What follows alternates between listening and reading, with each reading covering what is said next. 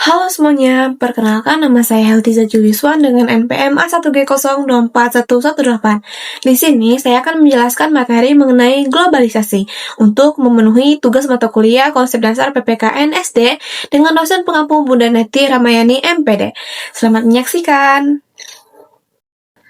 Globalisasi. Globalisasi adalah proses mendunia yang membuat batas-batas antar negara semakin kabur dan ketergantungan antar bangsa semakin besar. Dunia yang dahulu terasa luas kini tampak seperti ruang kecil yang terhubung secara cepat melalui teknologi komunikasi, transportasi, dan ekonomi. Menurut Rohadi dan Langgeng 2006, globalisasi menjadikan dunia seolah menyatu dalam satu kesatuan, di mana manusia dari berbagai belahan dunia bisa berinteraksi dengan mudah. Internet menjadi contoh nyata globalisasi yang memungkinkan bisa berkomunikasi, mencari informasi, dan bertransaksi tanpa ruang dan waktu. Ada pula aspek-aspek globalisasi. Globalisasi tidak hanya berdampak pada satu bidang, tetapi mencakup banyak aspek, seperti politik, ideologi, ekonomi, sosial budaya, dan hukum. Menurut Boyhan dan Mageda 2021, globalisasi membawa perubahan besar pada tatanan dunia dalam setiap aspek tersebut.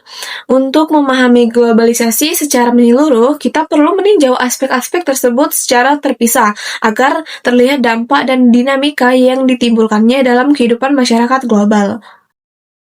Nah, ada pula dampak globalisasi bagi masyarakat Indonesia.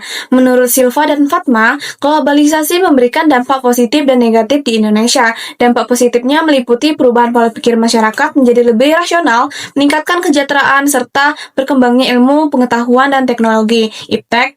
Namun, dampak negatifnya adalah munculnya perilaku yang konsumtif, individualisme, serta kesenjangan sosial karena tidak semua masyarakat mampu mengikuti perkembangan global secara seimbang. Ada pula peran pemuda dalam menghadapi globalisasi ini. Pemuda memiliki peran penting sebagai agen perubahan. Pemuda ini harus mampu beradaptasi dengan perubahan global tanpa kehilangan identitas nasional. Mereka berperan dalam mempertahankan nilai kebangsaan, memperkuat moral dan karakter bangsa, serta berpartisipasi aktif dalam pembangunan dan kebijakan publik. Nah, selain itu, pemuda perlu mengembangkan literasi digital dan global agar mampu memanfaatkan teknologi secara bijak dan tidak mudah terpengaruh oleh arus negatif globalisasi. Nah, sekarang ada pula peran sebagai warga dunia. Menurut saya dan kawan-kawan, 2022 globalisasi menjadikan setiap individu sebagai warga dunia yang memiliki tanggung jawab moral terhadap sesama manusia di seluruh dunia. Sebagai warga dunia, kita ini harus menumbuhkan empati terhadap penderitaan orang lain, memperkuat solidaritas global seperti berpikir kritis dan bertindak etis. Nah, warga dunia juga berperan aktif dalam pelestarian lingkungan, penegakan HAM, serta promosi perdamaian dunia. Dengan semangat kemanusiaan dan solidaritas, warga dunia dapat menjadikan globalisasi sebagai sarana membangun dunia yang damai, adil, dan beradab.